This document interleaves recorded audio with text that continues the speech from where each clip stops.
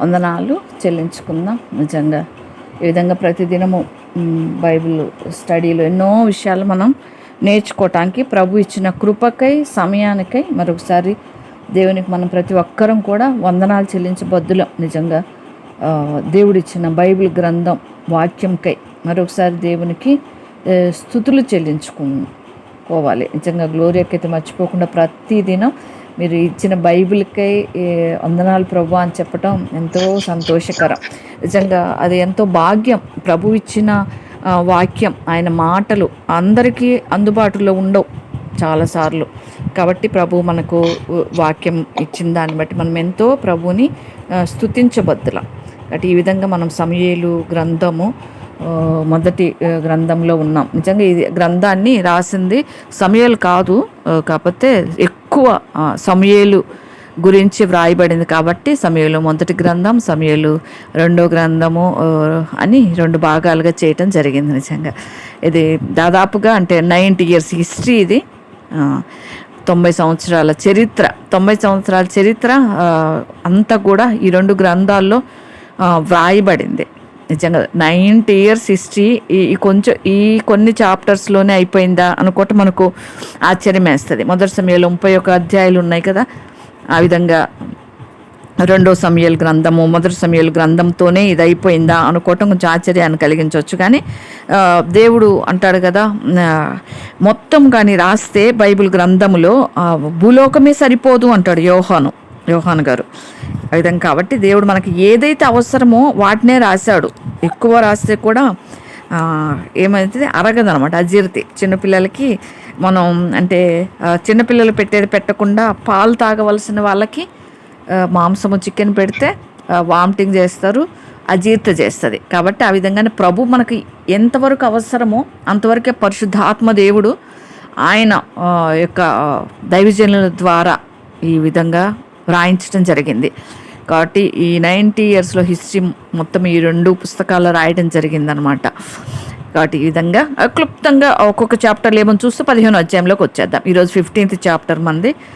మొదటి అధ్యాయంలో మనం చూసుకున్నాం కదా, హన్నా యొక్క దుఃఖము, హన్నా యొక్క ఏడ్పు మనం చూసినాం. తర్వాత సమూయేలు పుట్టడం చూసినాం. తర్వాత 28వ వచనంలోనే దేవుని మందిరంలో వదిలిపెట్టేసింది. మొదటి అధ్యాయంలోనూ సమూయేలు పాలు విడిచినాడు, మందిరంలోకి వెళ్ళినాడు. ఈ విధంగా సమూయేలు చిన్ననాటిని దేవునికి మొక్కటం అది చాలా అద్భుతంగా మనం చూసినాం. తర్వాత 2వ అధ్యాయంలో చూస్తే ఏలీ కుమారులు వచ్చేస్తారు అక్కడ, హోప్ని, ఫినెహాసులు. నిజంగా వాళ్ళు అంటే దేవునికి విరుద్ధమైన వారు, దేవునికి అయిష్టమైన కార్యాలు చేసిన వారుగా మనం చూస్తూ వచ్చినాం. భయంకరమైన పరిస్థితుల్లో ఉన్నవారుగా చూసినాం. మందిరానికి వచ్చే వారికి ఆటంకంగా ఉన్న వాళ్ళుగా చూసినాం. నిజంగా అది చాలా భయంకరమైన అది అంటే ఆ చాప్టర్లో భయంకరమైన విషయాలు మనం చూసినాం. నిజంగా 18వ వచనంలో చూస్తే మా సమూయేలు ఏఫోద్ ధరించుకున్నాడు, దేవునికి పరిచర్య చేస్తూ ఉన్నాడు 2వ అధ్యాయంలో. 3వ అధ్యాయంలోకి వచ్చేటప్పటికి సమూయేలు దేవుని స్వరం వినటం, ఇంకా సమూయేలు పెద్దవాడైపోతాడు.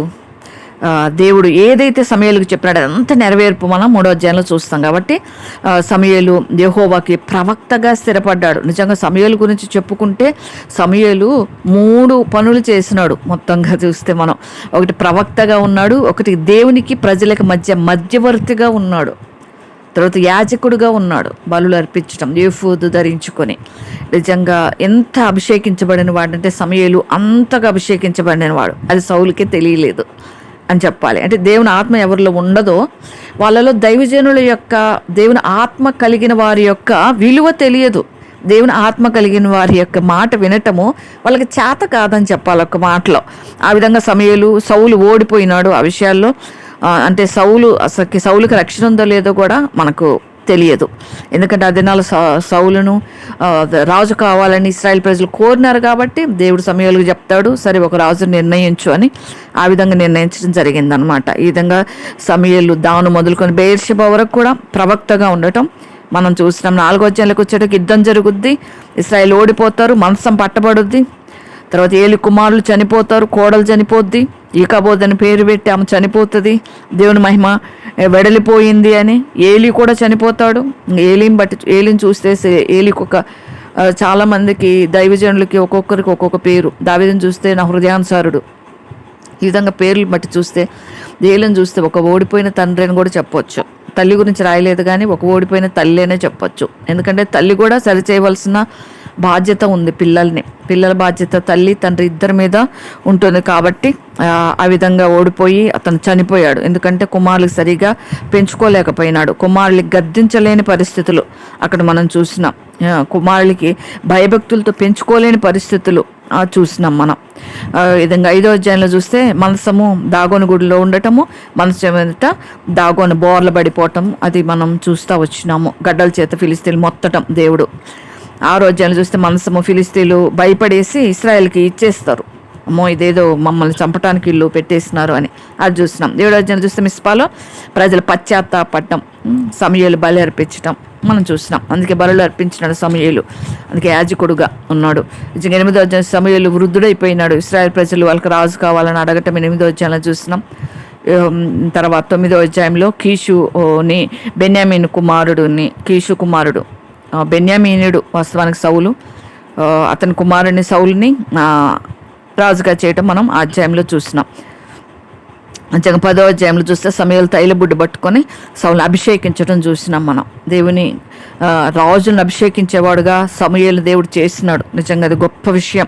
అది మనం 10వ అధ్యాయంలో చూస్తాం. నిజంగా ఇంకా అదే అధ్యాయంలో సౌలు కొత్త మనసు రావటం, దేవుని ఆత్మ బలం మీదగా వచ్చి ప్రవచించటం అని కూడా చూసినాం. ఎందుకంటే సమూయేలు అభిషేకించినాడు కాబట్టి ఆ సమయంలో దేవుని ఆత్మ వచ్చింది సౌలు మీదకి. అది కాపాడుకుంటే బాగుండేది. ముందు అధ్యాయంలో చూస్తాం. 11వ అధ్యాయంలో అమ్మోనీయులను సౌలు హతం చేయటం. తర్వాత 12వ అధ్యాయం చూస్తే జరిగిన విషయాలన్నీ కూడా ప్రజలకు సమూయేలు జ్ఞాపకం చేస్తాడనమాట. ఇశ్రాయేలు వద్ద నేను ఏమి ఆశించలేదు కదా, తన గురించి కూడా చెప్పుకుంటాడు. నేనేం తీసుకోలేదు, నేను ఆశించలేదు, దేవుడు నాకు ఏదైతే ఇచ్చాడో అందులోనే నేను ముందుకు వెళ్ళినాను అని కూడా సమూయేలు తన గురించి చెప్పుకోవడం 12వ అధ్యాయం చూస్తాం. 13వ అధ్యాయం చూస్తే సౌలు 30 సంవత్సరాలు వాడి ఏళ్ళను ఆరంభిస్తాడు. 13వ వచనంలోకి వచ్చేసరికి అదే అధ్యాయంలో 13వ అధ్యాయంలోకి 13వ అధ్యాయంలో 13వ వచనంలోకి వచ్చేటప్పటికే ఆజ్ఞ మీరటం, తొందరపడటం, బలర్పించేసేయటం, ఆజ్ఞ అతిక్రమించేసినాడు. 14వ అధ్యాయంలో వచ్చేసరికి యోనాతాను ఫిలిస్తీన్లు ఓడించటం చూస్తాం. నిజంగా ఇవన్నీ కూడా మొదటి భాగంలో 31 అధ్యాయాలు మొత్తం ఉంది. మొత్తము అది ఈ యొక్క హిస్టరీలో, అంటే హిస్టరీ అంటే జరిగిన విషయాలు, కథ అంటే కల్పిత కథలు, కథ అనకూడదు, బైబిల్ విషయాలు, చరిత్రతో కూడిన పుస్తకం, దేవుని పుస్తకం, జరిగిన విషయాలు ఇవన్నీ కూడా. ఆ విధంగా దేవుడు సమూయేలుని గొప్పగా వాడుకుంటూ వచ్చినాడు. నిజంగా లాస్ట్లోకి 28-29 అధ్యాయాలకు వచ్చేలకి మనకు ఒక సాడ్ సన్నివేశాలు ఎదురవుతాయి.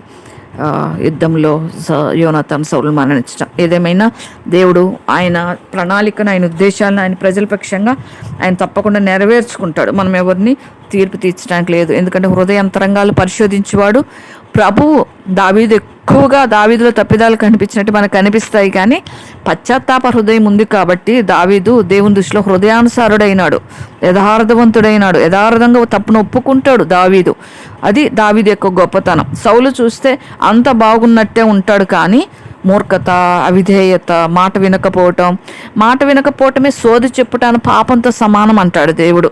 నిజంగా సోదే అంటే అబద్ధాలు చెప్పేవాళ్ళు సోదెగానరు. ఇంటి పక్కలకి వస్తూ ఉంటారు కదా, సోది చెప్తానమ్మా సోది అని, వాళ్ళు చెప్పే అన్ని అబద్ధాలే, డబ్బుల కోసం అబద్ధాలు చెప్తారు. దాంతో పోల్చినాడు ప్రభువారు. నిజంగా మాట వినాలి, ఆజ్ఞ గైకొనాలి.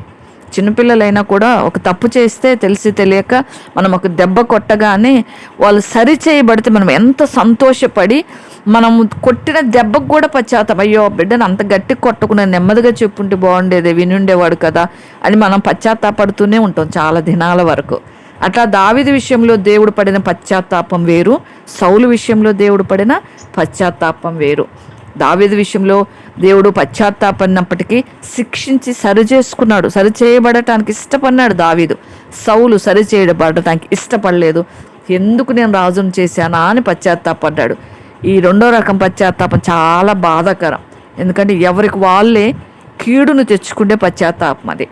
నిజంగా ప్రభువు పశ్చాత్తాపడతాడు ఎప్పుడంటే మనం పశ్చాత్తాపడినప్పుడు దేవుడు అనుకుంటాడు మనకు చేయాలనుకున్న కీడు చేయకుండా చేయకూడదనుకున్న మేలు చేస్తూ ప్రజల విషయంలో అయ్యో బిడ్డలు నేను ఇలా శిక్షించాలనుకున్నానా, తిరిగి నా దగ్గరకు వస్తున్నారు కదా అని పశ్చాత్తాపడతాడు. రెండో పశ్చాత్తాపం వచ్చి ఎందుకు వీళ్ళని పుట్టించానా, వీళ్ళని పుట్టించుకున్నా బాగుండు, నా నామాన్ని అవమానపరుస్తున్నారు, నాకు కీడుకరంగా జీవిస్తున్నారని పశ్చాత్తాపడటం. ఈ మొదటి పశ్చాత్తాపంలో ఉంటే చాలా ధన్యులం. ఎందుకంటే మానవ మాత్రలంగా ఏదో ఒక విషయంలో మనము నోరు జారుతుంటాం, ఏదో ఒక తప్పిదము మనము అనుదినంలో ఏదో ఒకటి చేస్తుంటాం. నేను చేయలేదు అంటే మాత్రం మనం మనుషులం కాదు అని అర్థం. కాబట్టి పశ్చాత్తాపం అనేది మాత్రం చాలా గొప్ప విషయం. పశ్చాత్తాపడాలి దేవుని బిడ్డలుగా. అది దేవుడు కోరుకున్న పశ్చాత్తాపం. అయితే దావీదు పడిపోయి పశ్చాత్తాపడినాడు కదా, దేవుడు క్షమించేస్తాడు కదా, తప్పిదం చేయొచ్చు అని మాత్రం అనుకోకూడదు. ఎందుకంటే మనము మ్యాక్సిమం తప్పు చేయకుండా చూడాలి. బైబిల్ ఏది ఉందో అది చేయటానికి ప్రయాసపడాలి, బైబిల్ ఏది చెప్తుందో అది చేయటానికి ప్రయాసపడాలి. అంతేకాని దావీదును క్షమించినాడు కదా, అంటే దావీదు పడిన శిక్ష అంతా కూడా మనం భరించాల్సి వస్తుంది. దావీదును క్షమించినాడు కదా అని ఒక్కటే చూస్తాం, ఒక్క యాంగిల్లో చూడకూడదు. అందుకే బైబిల్ రెండంచులు గల ఖడ్గం, అందుకే రెండు వైపుల నుంచి చూడాలి. దావీదు శిక్షించబడ్డాడు, క్షమించబడ్డాడు.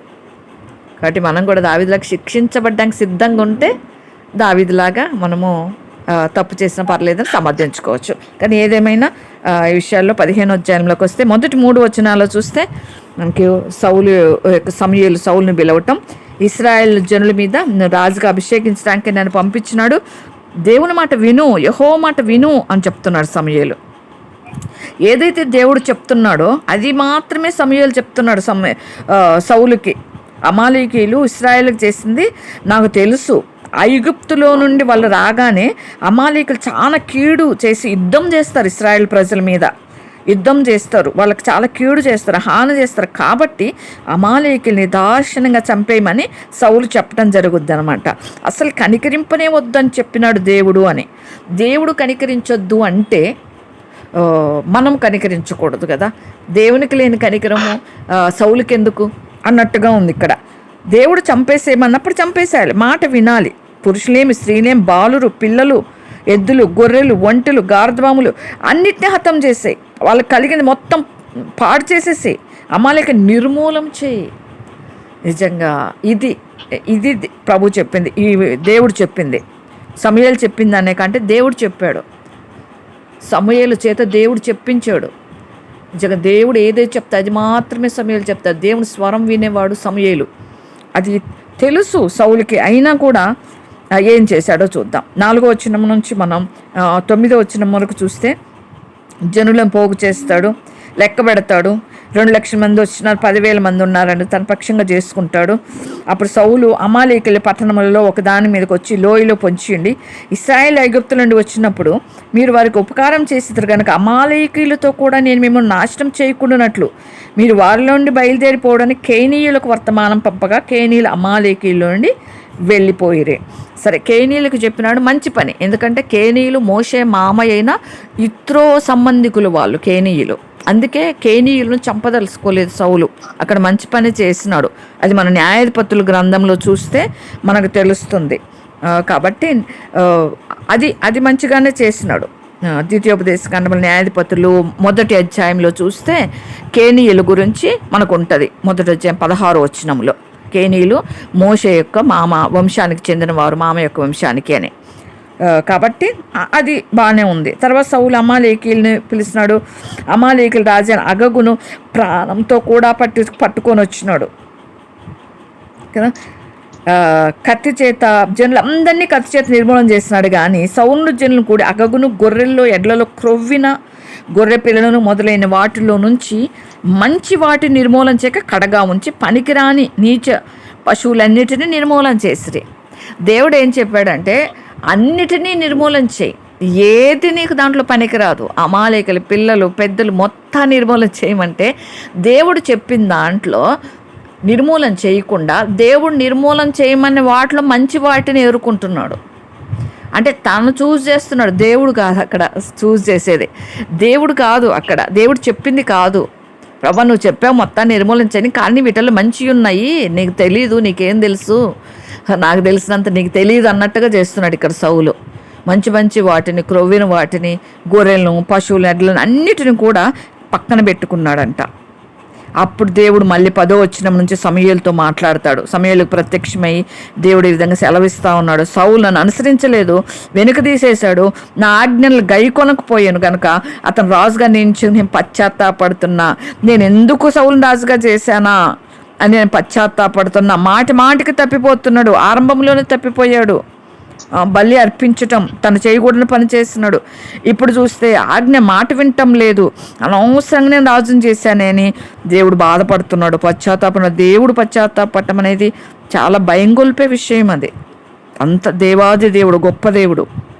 అందుకు సమూయేలు అంటాడు, కోపం వచ్చేస్తుంది సమూయేలుకి. ఇది రోషముతో కూడిన కోపం, సమూయేలుకి వచ్చిన కోపం, దేవుని విషయంలో రోషము, కోపం వచ్చి రాత్రి అంతా కూడా దేవునికి మొరపెడతా ఉన్నాడు, ప్రార్థన చేస్తూ ఉన్నాడు. నిజంగా ఎంత భారం కదా సమూయేలుకి, ఎంత బాధ్యత కదా. ఇశ్రాయేలు ప్రజలు ఎంత చక్కగా పరిపాలించుకుంటున్నాడు కదా. ఇది దైవత్వానికి గుర్తు, ఇది దైవజనుడికి గుర్తు. నిజంగా ఇశ్రాయేలు ప్రజలకు మేలు చేయాలి, దేవుడు ఏది చెప్తే అది చేయాలని సౌలు చేసిన ప్రతిదానికి దేవునితో పాటు సమూయేలు కూడా బాధపడుతూ వచ్చినాడు. నిజంగా సమూయేలు అందుకే అంత గొప్పగా ప్రభు దృష్టిలో ఉన్నాడు. నిజంగా రాత్రి అంతా ప్రార్థన చేస్తున్నాడు నిద్ర మానేసి సమూయేలు సౌలు గురించి. నిజంగా నాకెందుకులే అనుకోకుండా దేవునితో పాటు సమూయేలు నిలిచినాడు.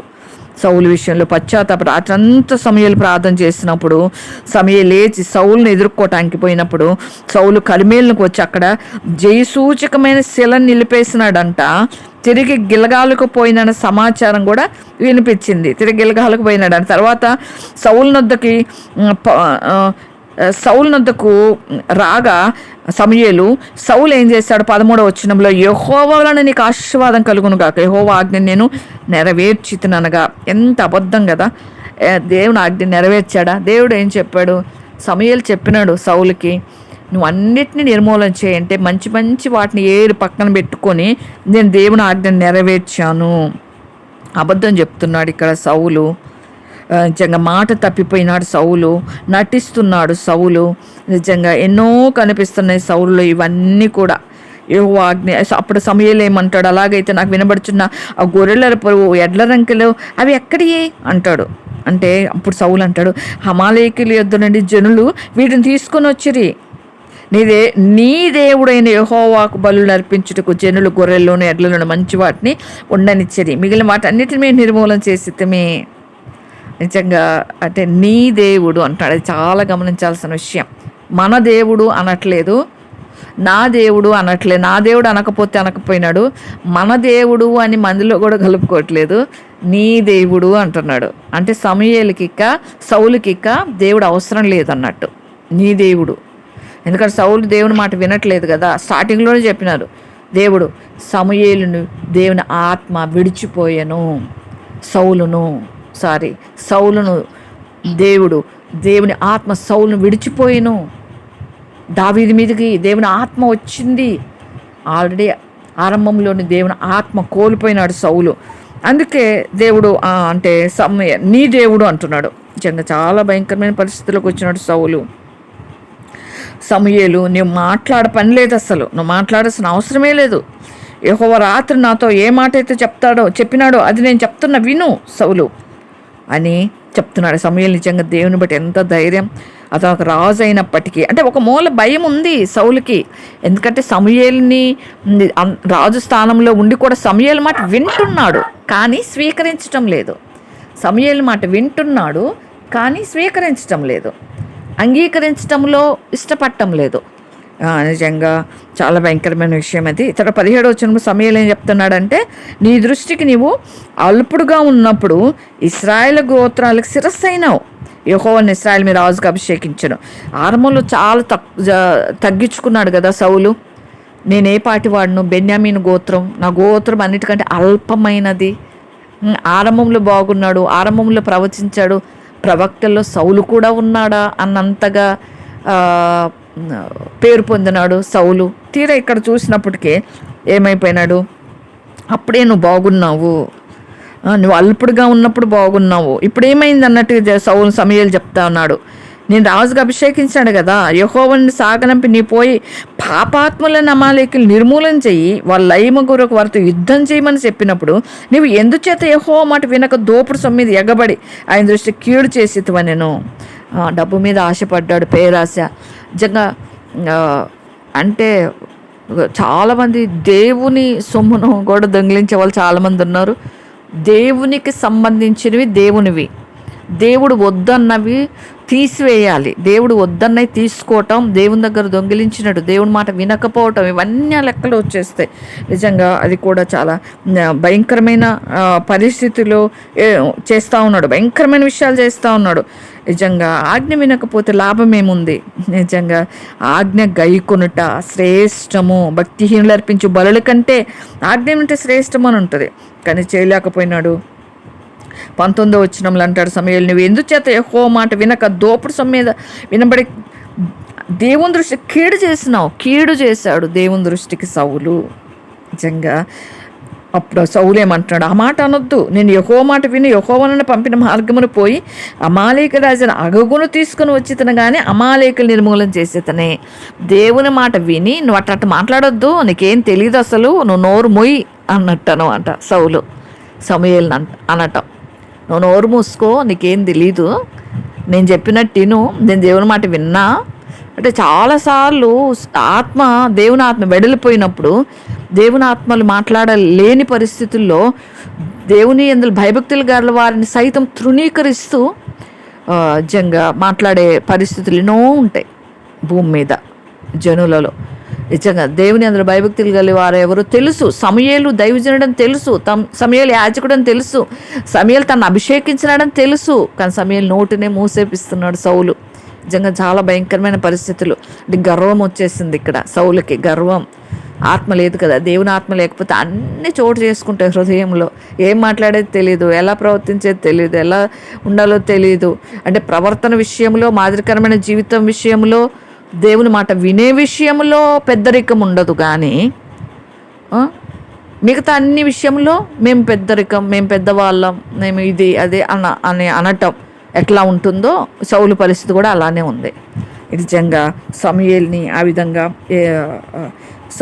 సమూయేలుని బాధ పెడుతున్నాడు, దేవుణ్ణి సమూయేలుని కూడా. అయితే గిల్గాల్లో నీ దేవుడైన యెహోవా, మళ్ళీ నీ దేవుడైన యెహోవా అంటున్నాడు 21వ వచనంలో. గిల్గాల్లో నీ దేవుడైన యెహోవాకు బలి అర్పించుటకు జనులు శపితముల గొర్రెలు ఎడ్లలోని ముఖ్యమైన వాటి తీసుకుని వచ్చిరని సమూయేలుతో చెప్పిన. శపితమైన వాటిని తెచ్చిరి. శపితమైన వాటిని ఎందుకు? శపితమైన వాటి విషయం దేవునికి అవసరమా? శాపగ్రస్తమైన దేవునికి ఇష్టమా? దేవుడు అంగీకరిస్తారా అట్లాంటి బలి? దేవుడు బాధపడతాడు. దేవుని బాధ పెట్టే బలులు నిజంగా అంతరంగంలో దేవుని మాట వినకుండా, అంతరంగము సరిగా లేకుండా, అంతరంగము అంటే అంత మస్టుతో మైలుతో నిండుకొని దేవుని ఇంటికి పోయి ఆరాధిస్తూ ఉంటే అది శపితమైన ఆరాధన. సమాధానం లేకుండా మనుషులతో, లేదంటే దేవునికి ఇష్టం లేని పనులు చేస్తూ, దేవునికి ఇష్టం లేని ఆలోచనలు ఆలోచిస్తూ, దేవునికి విరుద్ధమైన కార్యాలు చేస్తూ, దేవుని ఆజ్ఞలు గైకొనకుండా, దైవజనుల మీద లేదా దేవుని ఆత్మ కలిగిన వారు అని తెలిసి కూడా వారిని వ్యతిరేకిస్తూ, వారి మీద పగ పెంచుకుంటూ ఉండి అలానే పోయి దేవుని ఆరాధిస్తే అది శపితమైన ఆరాధన. ఎందుకంటే సౌలు అదే చేసినాడు ఇక్కడ, బలి అర్పించటం. అది నాలో బలులు. ఈరోజు మనం చేసే ఆరాధన, స్తుతి, అది దేవునికి అర్పించే బలి, హృదయాంతరంగాలోంచి మనం అర్పించే బలి అది. కాబట్టి సౌలును చూసి ఆ విధంగా మనం నేర్చుకోవాలి. నిజంగా 22వ వచనంలో చూస్తే అయితే సమూయేలు ఏమంటున్నాడంటే, తను సెలవిచ్చిన ఆజ్ఞను ఒకడు గైకొనుట వలన యెహోవా సంతోషించినట్లు ఒకడు దహన బలులను అర్పించు వలన సంతోషించినా, ఆలోచించు, బలులు అర్పించుకుంటే ఆజ్ఞను గైకొంట, పొట్టేళ్ళు క్రొవ్వు అర్పించుకుంటే మాట వినుట శ్రేష్టం. మాట వినాలి, మాట వింటే చాలు.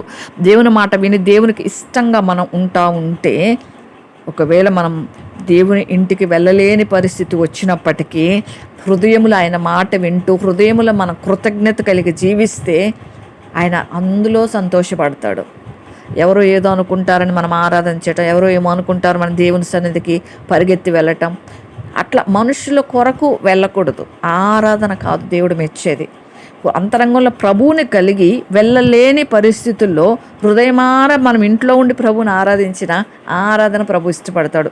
మాట వినుట శ్రేష్టము, దేవునికి లోబడుట ఎంతో ప్రాముఖ్యమైన విషయం. బలులు అర్పించుట కంటే, అంటే ఆరాధన చేయటం కంటే, ప్రభువుని మనం వర్ణిస్తూ ఆరాధన చేసే కంటే కూడా. కాబట్టి ఆ విషయాల్లో మనం పరీక్షించుకొని పరిశీలించుకోవాలి. నిజంగా ఈ విషయాలన్నీ కూడా దేవుడు మనకు చెప్తా ఉన్నాడు. మనకే కదా యోహాను సువార్తలు అంటాడు 14:24-25లో, నన్ను ప్రేమింపనివాడు నా మాట గైకొనడు. అంటే దేవుడు అంటే మనకి ఇష్టం లేకపోతే, దేవుడు అంటే మనకు ప్రేమ లేకపోతే మనం దేవుని మాట వినం. దేవుడు అంటే ఇష్టం ఉంటే దేవుడు చెప్పే ప్రతి మాట వింటాం, ప్రతి మాట గైకొంటాం, భయభక్తులతో జీవిస్తాం. ఇంకంతే. అంటే మనం సమర్థించుకోం, తప్పు విషయంలో సమర్థించుకోం. దేవుని పిల్లలమైతే సౌలులాగా, సౌలు ప్రతిదానికి సమర్థించుకుంటాడు, ప్రతిదానికి ఇది తప్పు కాదంటాడు, ప్రతిదానికి దేవుని ఆజ్ఞను తృణీకరిస్తాడు. ఆరంభం నుంచి కూడా చచ్చిపోవటానికైనా ఇష్టపడ్డాడు, కానీ దేవుని మాటకు లోబట్టడానికి ఇష్టపడలేదు సౌలు. నిజంగా ఎంత భయంకరమైన పరిస్థితి అంటే, అటువంటి పరిస్థితుల్లో దేవుని బిడ్డలు ఎవ్వరు కూడా ఉండకుందురుగాక. ఎందుకంటే దేవుని ఆశీర్వాదాలు కావాలంటే ఆయన ఆజ్ఞలు. చాలామందికి ఆశీర్వాదం కావాలి, ఆజ్ఞలు వద్దు. ఆజ్ఞ లేకుండా ఆశీర్వాదం లేదు, ఆజ్ఞలు లేకుండా ఆశీర్వాదం ఎట్టి పరిస్థితులు లేదు. ఒక వాగ్దానంలో ఖచ్చితంగా ఆజ్ఞలు ఉంటాయి, ఆజ్ఞ పాటిస్తేనే ఆ వాగ్దానం నెరవేరుద్ది. మన వాగ్దానం ఒక్కటే ఆ సింగిల్ పేపర్ పట్టుకొని ఊక్కుంటూ పోతే అది నెరవేరదు. ఆ చాప్టర్ అంతా చదవాలి, ఆ చాప్టర్లో ఆజ్ఞలు ఉంటాయి. దేవుడు ఒకరోజు, అందుకే మనం కూర్చొని క్వైట్ టైం తీసుకుంటామంటే అధ్యాయం మొత్తం ఎందుకు చదువుతామంటే దాంట్లో మనం చేయవలసినవి ఉంటాయి, దేవుడు మనతో మాట్లాడే ఉంటాయి, దేవుడు మనకి ఇచ్చే వాగ్దానం ఉంటుంది, ఆ రోజు ఏ విధంగా జీవించాలో దేవుడు మనతో మాట్లాడతాడు, ఇవన్నీ కూడా ఉంటాయి. ఆ రోజు ఏ విధంగా జీవించాలో కూడా ఉంటుంది. ప్రతి దినము ప్రభు మనం నడిపిస్తాడు ఆయనకి ఇష్టమైన మార్గంలో. అందుకే ఆయన ఆజ్ఞలు గైకుంటేనే ఆయన ప్రేమించినట్లు, ఆయన ప్రేమిస్తే ఆయన ఆజ్ఞలు గైకొంటాం, అదనమాట. కాబట్టి ఈ విధంగా సౌలు చేస్తూ వచ్చాడు. 23వ వచనం నుంచి, తిరుగుబాటు చేయటం ఏంటో మనం ఇందాక చెప్పుకున్నాం. సోది చెప్పుటైన పాపంతో సమానం, మూర్ఖత నగపరచడం, మాయా విగ్రహం గృహదేవతలను పూజించడంతో సమానం. నిజంగా గృహదేవతలను పూజించడం దేవుడికి ఎంత అసహ్యమో మనం చూసినాం.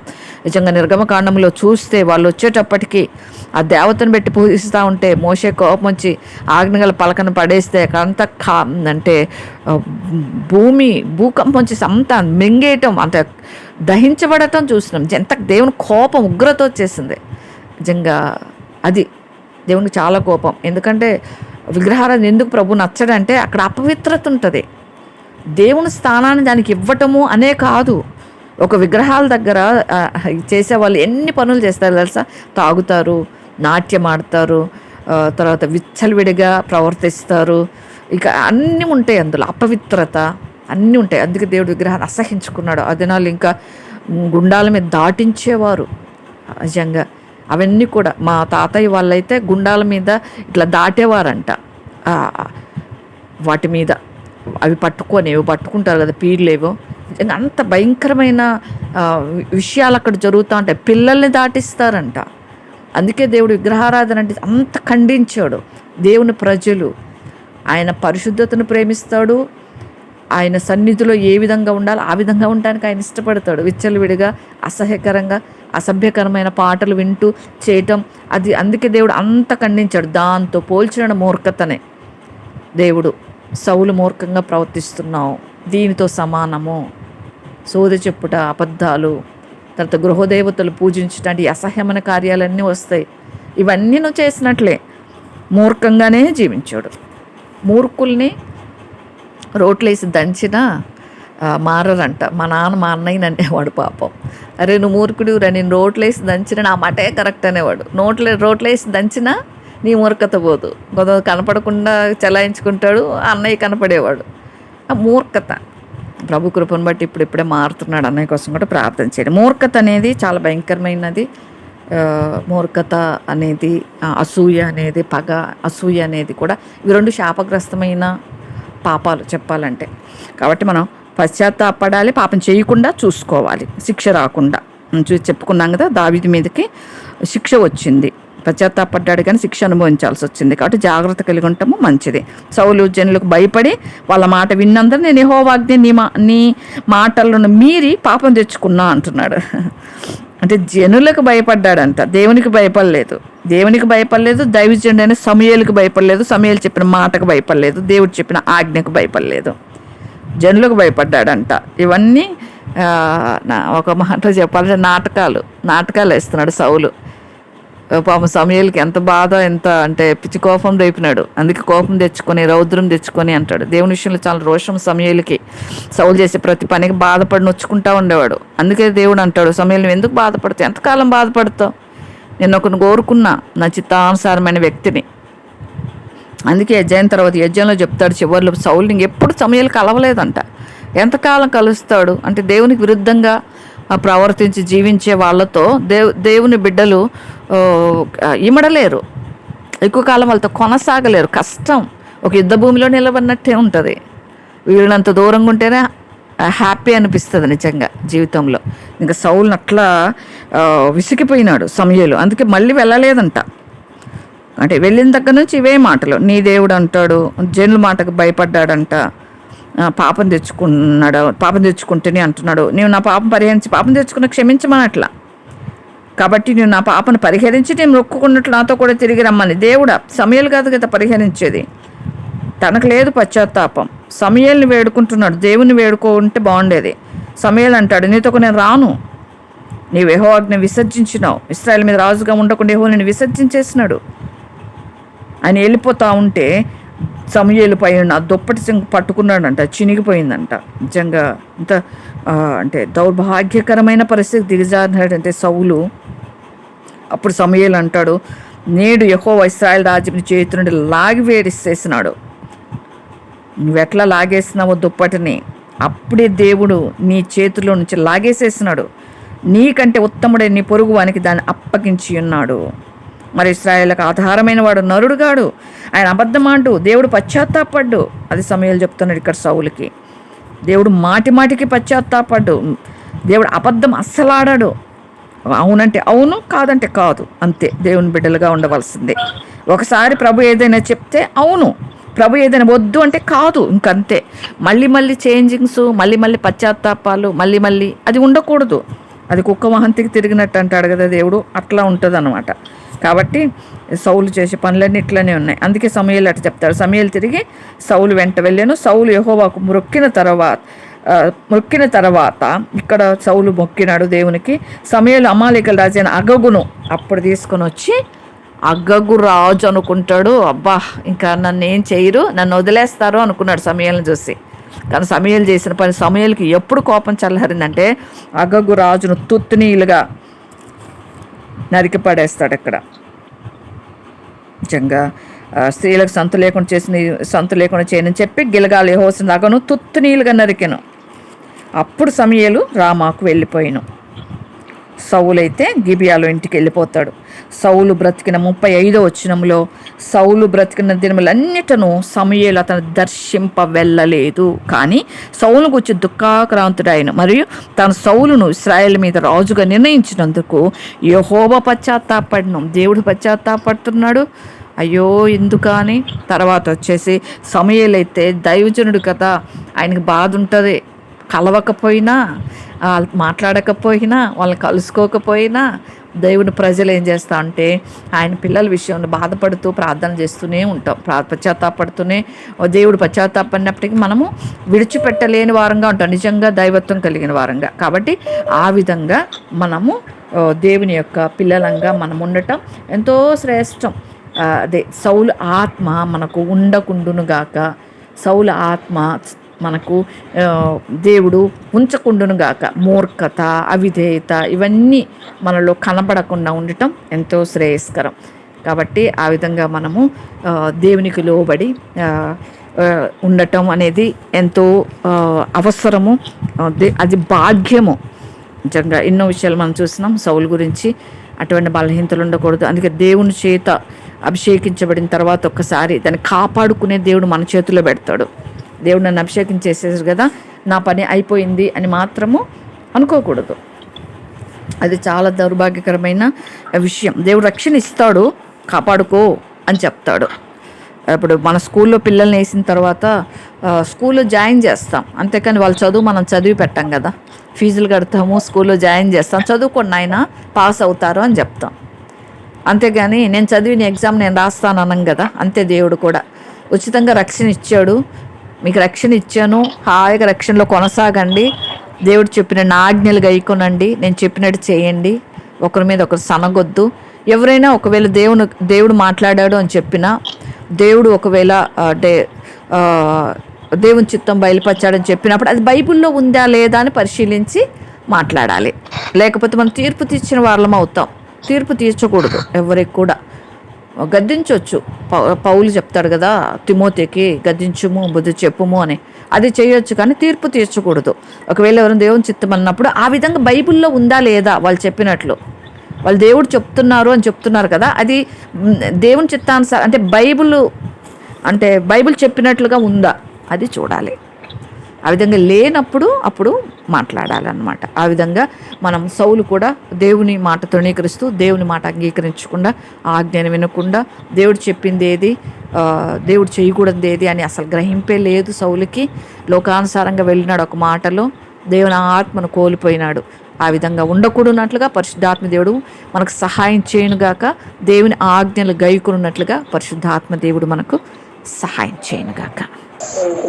కొత్తటి వాక్య భాగాన్ని మన మధ్య ఉన్నటువంటి స్టెల్లా గారు